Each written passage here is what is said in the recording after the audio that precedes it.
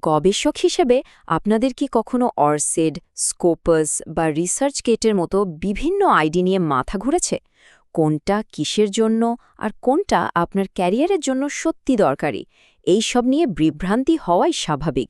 তো চলুন আজ আমরা এই সব জটিলতা জট খুলব আর দেখে নেব কোন আইডিগুলো আপনাকে আপনার লক্ষ্যে পৌঁছাতে সাহায্য করবে।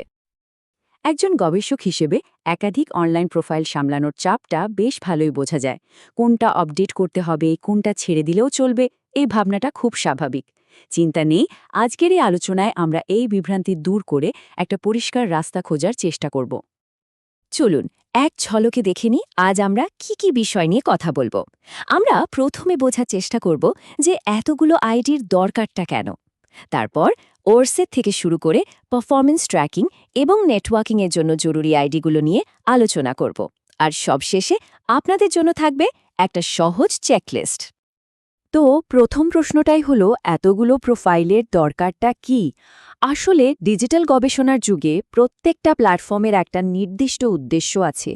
কিছু প্ল্যাটফর্ম তৈরি হয়েছে প্রাতিষ্ঠানিক মূল্যায়নের জন্য, মানে আপনার কাজের প্রভাব মাপার জন্য, আর অন্যগুলো বানানো হয়েছে বিশ্বজুড়ে গবেষকদের সাথে যোগাযোগ আর নেটওয়ার্কিংয়ের জন্য।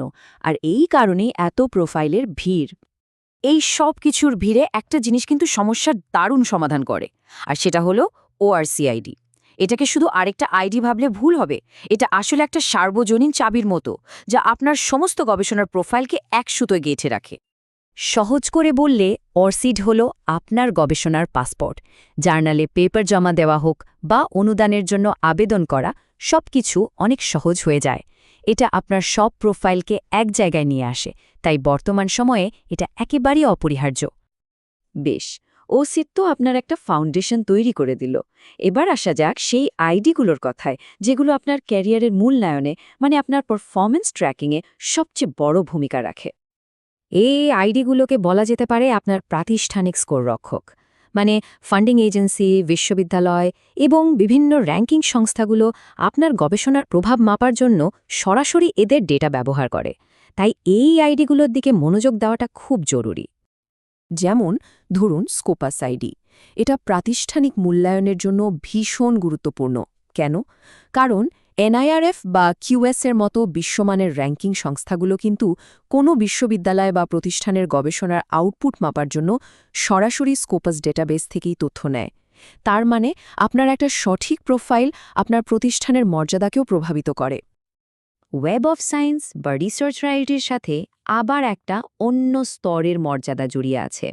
এর কারণ হল, এই প্ল্যাটফর্ম শুধুমাত্র বাছাই করা খুব উন্নত মানের জার্নালগুলোকেই তার ডেটাবেজে রাখে। এই জন্যই ফান্ডিং বা পদোন্নতির মতো বড় সিদ্ধান্ত নেওয়ার সময় এর ডেটাকে একটা গোল্ড স্ট্যান্ডার্ড হিসেবে ধরা হয়। তো আমরা প্রাতিষ্ঠানিক স্কোর রক্ষকদের কথা তো জানলাম। চলুন এবার সেই আইডিগুলো নিয়ে আলোচনা করা যাক, যেগুলো আপনার পরিচিতি বাড়াতে, নেটওয়ার্ক তৈরি করতে এবং আপনার একটা একাডেমিক ব্রাঞ্চ তৈরি করতে সাহায্য করে। এই প্ল্যাটফর্মগুলো হলো আসলে কমিউনিটি নির্মাতা। এরা আপনার কাজকে অনেক বড় সংখ্যক দর্শকের কাছে পৌঁছে দেয়, নতুন সহযোগী খুঁজে পেতে সাহায্য করে এবং বিশ্বজুড়ে আপনার একটা পরিচিতি তৈরি করে। গুগল স্কলারের আসল সুপার পাওয়ার কি জানেন? এর বিশাল পরিধি। এটা প্রায় সবকিছুই ট্র্যাক করে, যা আপনার কাজের সার্বিক পরিচিতি বাড়ানোর জন্য একটা দারুণ ব্যাপার। এই ব্যাপারটা খুব স্পষ্টভাবে বোঝা দরকার। রিসার্চগেট হলো একটা নেটওয়ার্কিং টুল, কোনো মূল্যায়ন টুল নয়। এর নিজস্ব স্কোর বা মেট্রিক্স কিন্তু প্রাতিষ্ঠানিক মূল্যায়নের জন্য ব্যবহার করা হয় না, তাই এটাকে অফিসিয়াল সাইটেশন মেট্রিক্সের বিকল্প ভাবার ভুলটা একদমই করবেন না। আর হ্যাঁ, আপনারা যদি ভারতে গবেষক হন, তাহলে বিদ্বান আইডি থাকাটা কিন্তু বাধ্যতামূলক। সরকারি রিপোর্টিং এবং বিভিন্ন প্রাতিষ্ঠানিক ডেটাবেসের জন্য এটা থাকতেই হবে। বেশ, আমরা তো প্রত্যেকটা প্ল্যাটফর্মকে আলাদাভাবে বুঝলাম।